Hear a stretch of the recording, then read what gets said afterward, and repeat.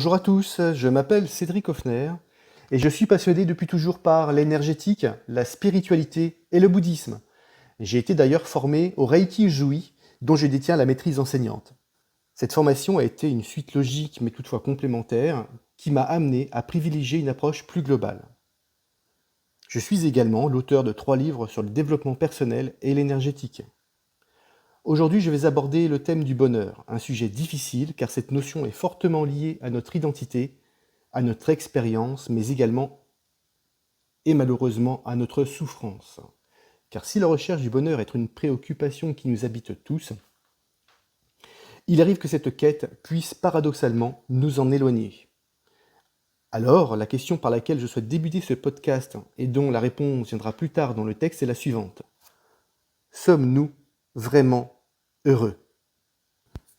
Tous les êtres sensibles, que ce soit consciemment ou non, veulent le bonheur. Ce que nous aimons nous contente et nous rassure, alors que nous repoussons avec force et vigueur ce que nous détestons. Fondamentalement, nous souhaitons tous le bonheur et essayons d'éviter la souffrance par tous les moyens possibles. Mais toutes ces solutions que le monde moderne met à notre disposition pour être heureux et le rester, ne sont-elles pas également des pièges nous enfermant dans un cercle vicieux? La tradition bouddhiste nous enseigne que tout est impermanent et que rien ne dure. À l'image d'un éclair dans le ciel, tout cesse inexorablement et ne perdure qu'un court instant. Notre condition d'être humain elle-même est conditionnée par la naissance et la mort. Plus largement, tout ce qui vit, les animaux, les végétaux, les insectes et même les minéraux suivent ce fonctionnement. Même la matière, à l'image d'une belle voiture neuve, finit par vieillir et par se détériorer inévitablement. Et si notre contentement peut être à son paroxysme, quand nous acquérons ce véhicule, celui-ci ne sera que de courte durée si un automobiliste nous heurte ou si nous endurons les affres que le temps lui inflige. La plénitude et la satisfaction ressenties lors de cette acquisition ne pourront subsister que si nous renouvelons cette saisie, encore et encore, nous enfermant dans un cercle sans fin. L'attachement à une source de bonheur éphémère ne nous mènera donc qu'à une multitude de saisies, qu'elles soient physiques ou bien mentales. Ces dernières sont caractérisées par nos besoins et nos lubies, que nous concrétisons par des achats, et qui nous permettent de maintenir un niveau de bonheur satisfaisant, mais surtout d'éviter la souffrance. Par la suite, nous supportons le karma négatif de ces habitudes que nous édifions pierre après pierre en nous-mêmes. Celles-ci élèvent les murs d'une prison bâtie sur nos attachements, et la porte, bien qu'elle soit restée ouverte, demeure camouflée par nos envies et nos désirs. Peu à peu, ces routines provoquent des dérèglements et des douleurs physiques ou mentales, et entraînent un mal-être que nous avons parfois du mal à percevoir ou même à débusquer. En effet, tous ces objets de saisie, que sont par exemple les téléphones portables, les vêtements de marque, etc., créent et participent à asseoir notre identité sociétale. Toutefois, celle-ci étouffe notre vraie nature, allant même jusqu'à nous faire croire que nous ne sommes plus que cela. A l'inverse, le vrai bonheur réside dans l'absence de souffrance, et en faire véritablement l'expérience nécessite d'éliminer dans notre esprit toutes les pensées et émotions néfastes. La colère, le désir, la jalousie, la confusion et l'orgueil sont, selon le bouddhisme, les 5 poisons qui sont à la source de la souffrance. Pour les anéantir, il faut développer des qualités intérieures opposées, telles que l'amour, la joie, la compassion et l'équanimité.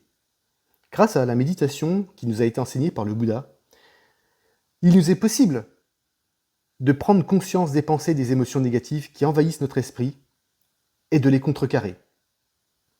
A l'inverse, une approche se contentant de traiter les symptômes ne fera qu'enfouir les problèmes et asseoir un état de souffrance latent et un bonheur illusoire.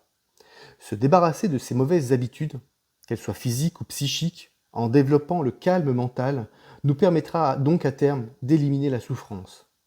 Pour cela, la méditation sur l'attention est un choix de premier ordre.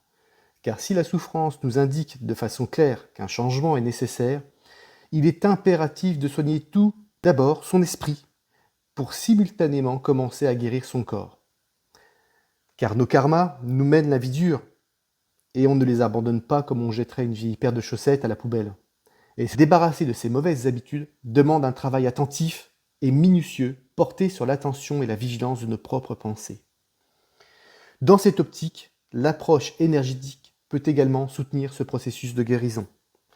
Car si la méditation nous propose une solution adéquate et efficace pour transformer et réaliser la nature de l'esprit, une démarche plus globale est nécessaire pour mettre toutes les chances de son côté.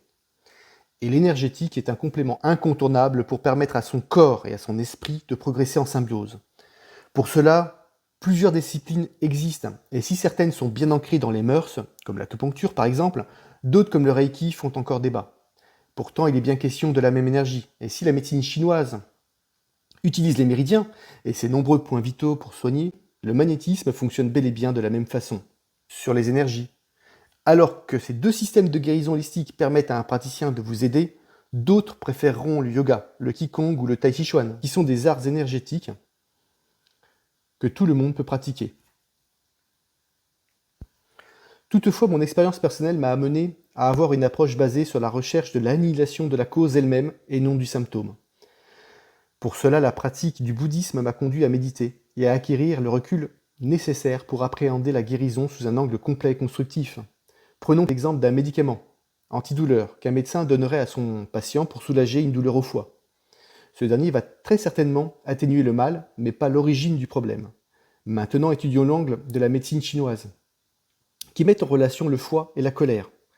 Si cet organe est déficient, il se peut que cela vienne en partie de cette émotion incontrôlée, en l'absence d'autres causes bien sûr. Dans ce cas, un traitement énergétique dispensé sur le foie ne pourra pas soigner seul l'origine du mal. Et si le magnétiseur réalise un soin, il se peut même qu'il atténue les douleurs, au même titre qu'un analgésique, mais qu'il donnera aussi probablement l'occasion au patient de retourner de plus belle dans ses travers émotionnels. Seule une approche psychologique soutenue d'une part par la méditation et d'autre part par l'énergétique peut faire réellement disparaître le problème définitivement. Qui est le mieux placé pour se libérer que le créateur de ses propres chaînes? Si le Reiki est actuellement très prisé et pratiqué par de plus en plus de monde, il est cependant nécessaire d'appréhender l'homme dans sa globalité avant de soigner autrui. Et si certains praticiens prétendent que seuls les initiés peuvent canaliser cette énergie, je suis pour ma part persuadé que l'énergie cosmique est disponible pour tous et à tout instant. L'essentiel est de s'ouvrir à un nouveau monde, inobservable, impalpable, mais bien réel. Car si tout est énergie, comme le dit Einstein, alors nous sommes tous des êtres vivants, vibrants. Et l'énergie ne connaît pas de limite. Alors accepter cette nouvelle réalité, c'est également accepter un monde invisible, interconnecté et illimité. C'est également regarder notre capacité d'évolution avec un regard neuf et relié avec tout ce qui vit autour de nous. Il est donc de notre devoir de prendre à bras le corps notre santé émotionnelle et physique, qui, vous l'aurez compris, sont étroitement liées à l'évolution même de l'espèce humaine. Puissent tous les êtres sensibles connaître le bonheur et les causes du bonheur. Voilà, ce podcast est maintenant terminé, et je vous remercie de m'avoir écouté. Par ailleurs, j'espère qu'il vous aura plu. N'hésitez pas à me le signaler en appuyant sur le pouce en bas de cette vidéo. Vous pouvez également me suivre sur les réseaux sociaux et sur mon site web www.reikilibre-toi.com. Je vous souhaite une très belle fin de journée. Namasté.